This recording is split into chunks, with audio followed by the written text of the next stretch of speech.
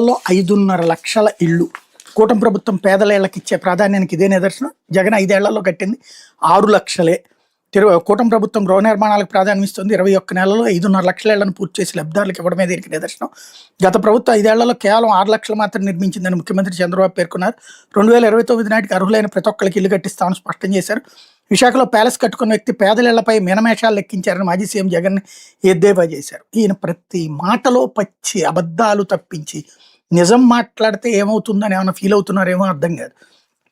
21 నెలల్లో 5.5 లక్షలు ఇల్లు ఏ కట్టారు? ఒక్క గజం స్థలం అన్నా భూసేకరణ చేశారా? ఈ ఇళ్ళన్నీ ఏంటి? జగన్ ఇచ్చినటువంటి స్థలాలలో కట్టిన ఇళ్ళు. అది మన ఖాతాలో వేసుకోవడం ఒక ఎత్తు, అవతల వాళ్ళు ఏం చేయలేదని చెప్పడం మరొక ఎత్తు. ఇంకోటి టిడ్కో ఇళ్ళు 8 ఏళ్ల క్రితం ప్రారంభించినటువంటి వాటిని జగన్ 1 లక్ష పూర్తి చేస్తే, ఇప్పుడు 1 లక్ష పూర్తి చేస్తే, ఆ 1 లక్ష ఇళ్ళు ఇచ్చిన దానిలో మళ్ళీ అప్పట్లో ఏమన్నారు జగన్ ఇస్తున్నప్పుడు? అదేది సెంటున్నర ఇస్తుంటే అదొక సమాధి అన్నారు.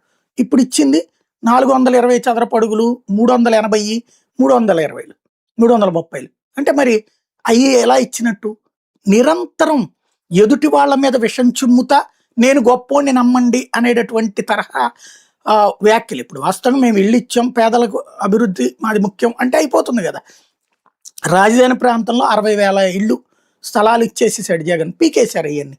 మరి వాళ్ళందరూ అన్యాయం అయిపోయినట్టే కదా. టిడ్కో ఇళ్ళు ఇవాళకి కూడా మొన్ననే కదా చంద్రబాబు గారే కదా కొన్నిటికి డబ్బులు వెనక్కి ఇచ్చేయమని చెప్పింది, పూర్తిగా అన్నటువంటి వాటిది. మరి వాళ్ళందరికీ అన్యాయం చేసినట్టే. ఎదురోడు చేసిన క్రెడిట్ మనం లాక్కోవడం, ప్లస్ ఎదుటోడు ఏమీ చేయలేదని చెప్పడం, దాన్ని ఈనాడు జ్యోతి హైలైట్ చేయడం, ఇది విశేషం అన్నమాట.